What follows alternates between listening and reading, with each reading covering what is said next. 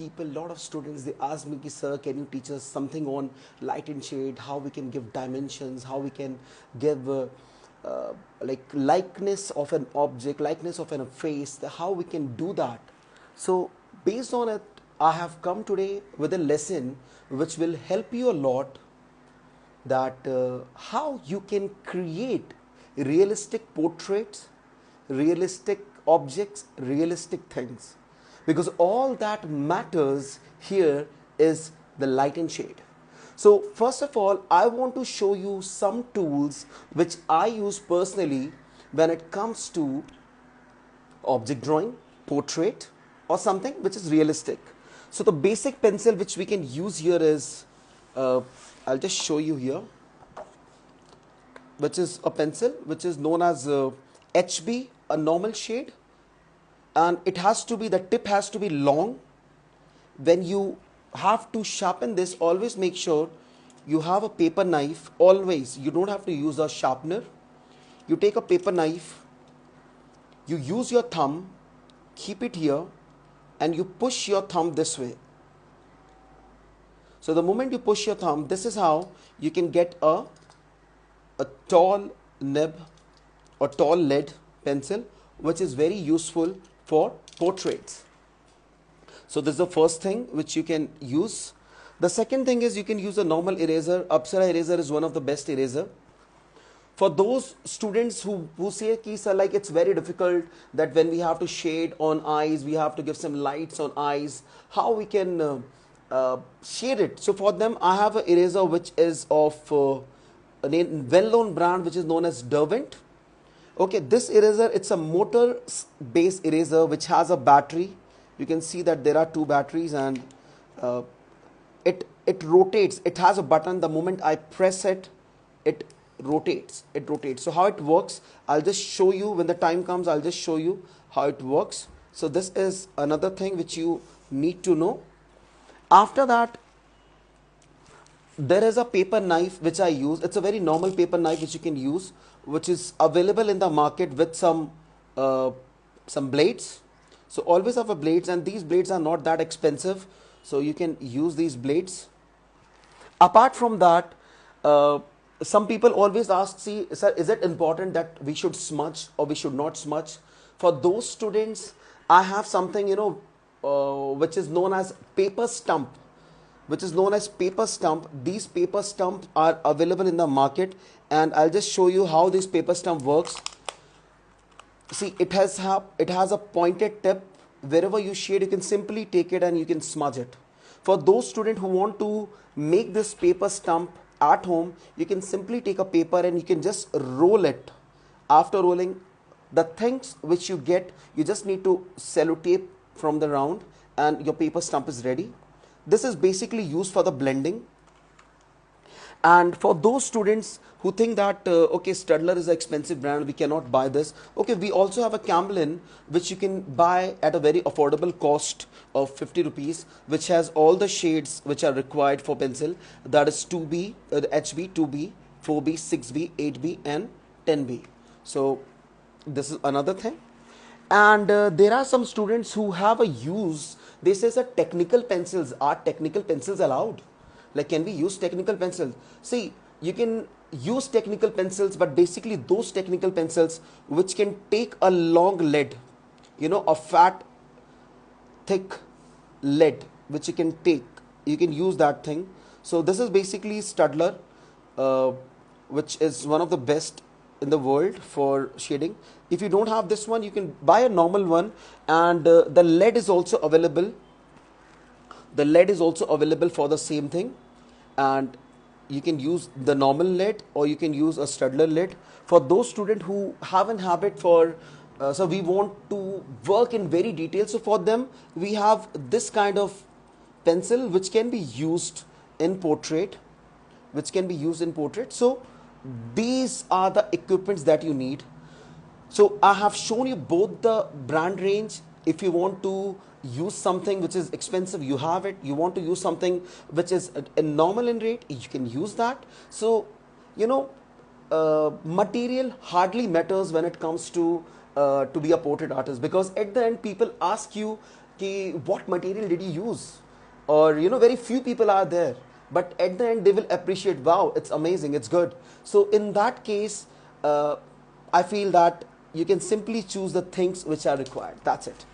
So based on our first class here, a lot of students have demanded, so we want a lesson, a free lesson, we want it on light and shade.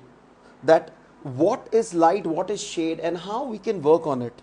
See, based on that lesson, always remember that no matter how much I teach you, until unless you don't practice it, it won't work properly. So always remember, I'm going to take a very simple object, and I think I'll draw this way. And this simple object is a sphere. Those people who think that sphere is very difficult to draw, you can simply, if you want to draw, you can simply take a square. You can take a square and you can just try to draw some sphere. I'm making this thing from one direction because I don't like when I turn my copy, so I don't turn it. So once you have these a perfect outline, so you don't need normal things, right? So what do? You can simply take a eraser and you can erase the outlines which are not required. So for those you think that it's very difficult to draw a sphere, you can use a square. Always remember, a perfect square will give you a perfect circle, and a perfect rectangle will give you a perfect oval. So now I'm going to show you a demonstration. Let's take an example. This is our source of light. This point is our source of light, which is coming from this direction. So what are the shades which you want to use in this so that you can work better? So the first thing is, we call it wash. So when we say wash, so you simply have to hold your pencil this way. If you hold this way, your pencils will be pointed. You will get a pointed nib, something like this. So we don't want a pointed nib, so we want a shade. So for that, you have to use your pencil this way and just move it all around the page. And whenever you're moving, make sure you are also rotating your pencil. A lot of people have joined us, a lot of comments are coming. I'm not able to reply because I'm just giving you a demonstration right now. So maybe at the end I'm going to reply everyone. Okay, so you can just see that this is the normal wash which we have given. See, the reason why we have given a wash, because so that in an object or in a nose or anything, you can give the highest light and the darkest dark in one object. Highest light and the darkest dark. So for that reason, I'm giving a wash. I'm not smudging it right now, because the moment you smudge it, you will see that it will go inside the grains, these small grains which are there. And in that case, it will be very difficult for you to erase. So see, when a light falls, there are different kind of surfaces which are there, because it's a sphere, so it gives you a lot of light. There is a direct light, so you can just see that this area will be the direct light, this, and there will be some indirect lights which will just fall down and hit up, or it will come this way and hit this side. So you need to understand this. So in between of direct light and indirect light, you will get a core shadow. So let's start with it. So what I'm going to do right now is, I'm just going to give another layer. And in this case, now I'm not holding my pencil this way. I'm holding my pencil this way and I'm trying to give another shade. You can just watch. And at the end, I will just show you what are the divisions. I'll show you what are the divisions here. The first division is highlight. Maybe I'll write it with a pen so that you can just see. The first division is highlight. Highlight is a direct light.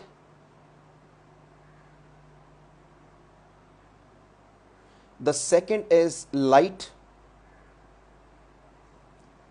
And the third one is shadow. My handwriting is not that good, so please don't mind me.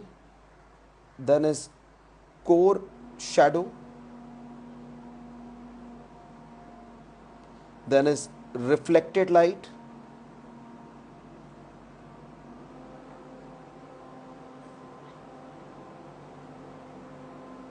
then it is cast shadow.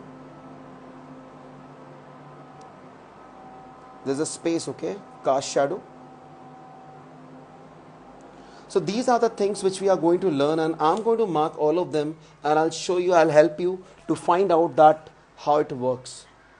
Okay, so now just watch. The first thing is highlight. So highlight, we are going to do it at the end, or maybe you can just, this time I can use this eraser. I'll just show you how to use it. It's rotating right now. I'll just touch in this area, and you can see an highlight. Okay, you can also use a normal eraser if you want. Now I'm coming to the light area.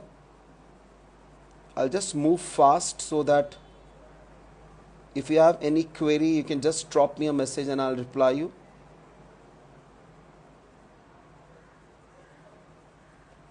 Okay, and after this I'll work on the shadow area.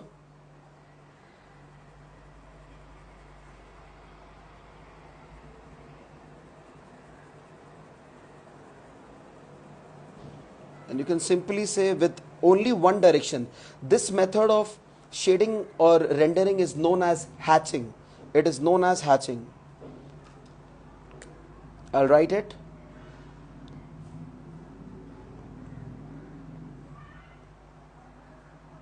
Rendering is, the method name is hatching. So right now I'm just using hatching, and I'm working on a shadow area.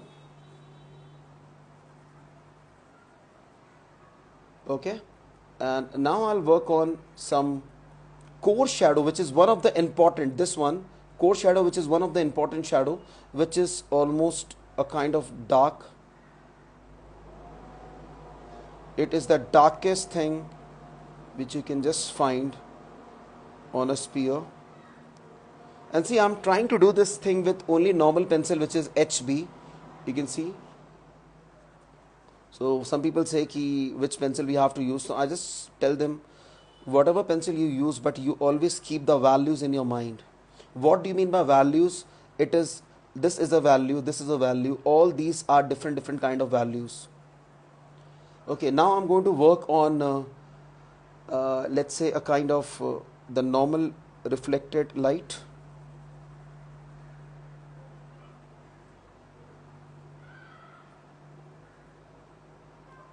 Okay, so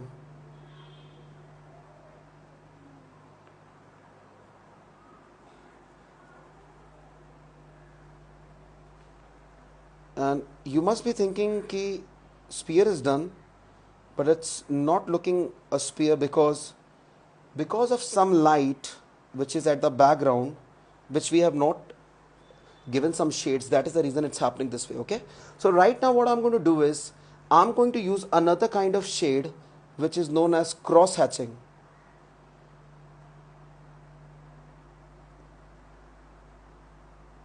Which is known as cross hatching, and this cross hatching will help you to get properly. I'm making a sphere right now. Anyone, whoever is thinking why I'm making a sphere, I'll just let you know at the end why I'm making a sphere. Because sphere is the most difficult object to understand the shadow, to understand the shades. So that is the reason our today's lesson is based on sphere. And I'll also draw another object for you after this lesson. And see, you don't have to rotate your book. You can simply rotate your hand this way. So we are making a sphere, and you can just see that with the help of only one pencil I'm able to give that detail, and I'm doing cross hatching in some areas. And you don't need an outline. Many people are there who do outline during their object drawing or during their portraits, and that outline is something which disturbs a lot. So when you don't make an outline, so your drawing looks better. And always have a practice to move your hand and now I'm doing some kind of cross hatching in,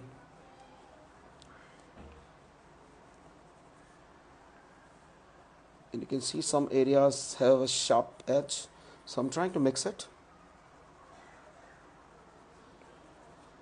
So after this I'm going to make a nose. I'm going to make a nose so that you can understand that how it works. And the shadow area, I'll decide if light is coming from here, so the shadow will look something like this. And shadow will be always, it is known as cast shadow. It will be darkest, and make sure that your shadow works in a proper. I'll show you how to use the paper stump which I had shown you in the beginning. These paper stumps, when you make, you can use a earbud rather than buying a paper stump if you want to use a earbud. Now see, there is something which I want to show you here. See, this gray is helping a lot. That particular gray which I used in the beginning, it is helping me a lot, because of that gray I'm able to prove that this is a spear. I'm trying to increase some shades at the background which will give an emphasis to my object. So whenever you are making a portrait, so when you give some emphasis to your background, you can simply, I'm going to make a nose after this. So many of you must be thinking कि मैं क्या बना रहा हूँ, what is this? So the question will be solved at that time.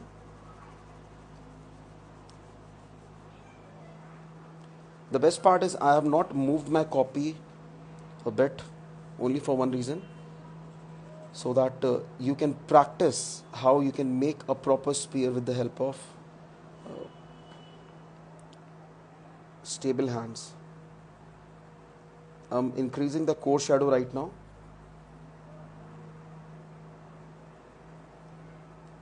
Core shadow is that area which is between the reflected light and the shadow.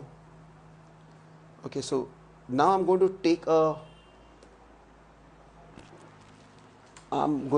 a paper stump.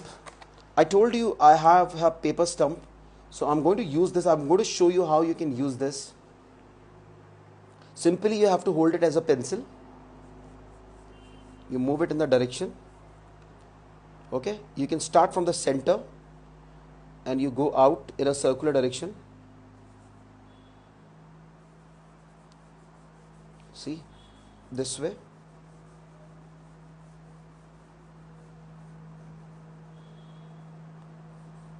And you can just see that the edges are getting soft.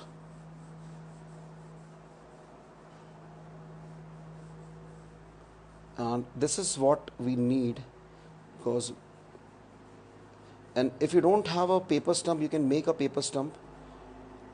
How to make a paper stump? You simply have to take a paper and you need to roll it.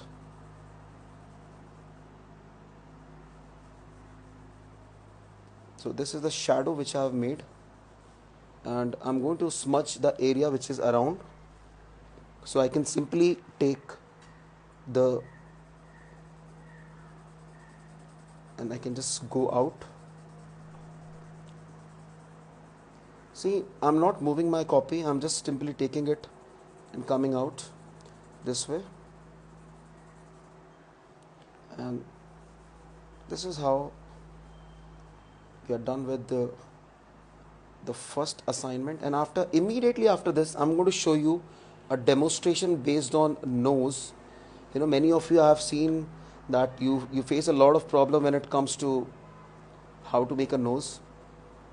See, I'm increasing the shades at the background so that my object can be clear. And this was a quick demo, and in this demo I have just used only one pencil. Especially for those people, people say that एक pencil से नहीं बन सकता, एक pencil से भी बन सकता है. If you just try, anything is possible. Okay, so we are done with this, and now I'm going to mark some lines here so that you can just understand. And these lines will be this area, which is, you can also take an eraser and put a highlight. This area is known as a highlight. Okay, now this area is known as the light. This area is known as the shadow. This area is known as the core shadow.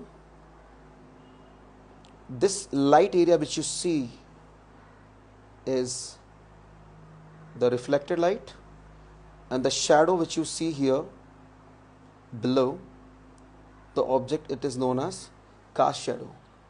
So this is all I wanted to say, and all you need to draw this is a pencil, eraser and a sharpener. That's it.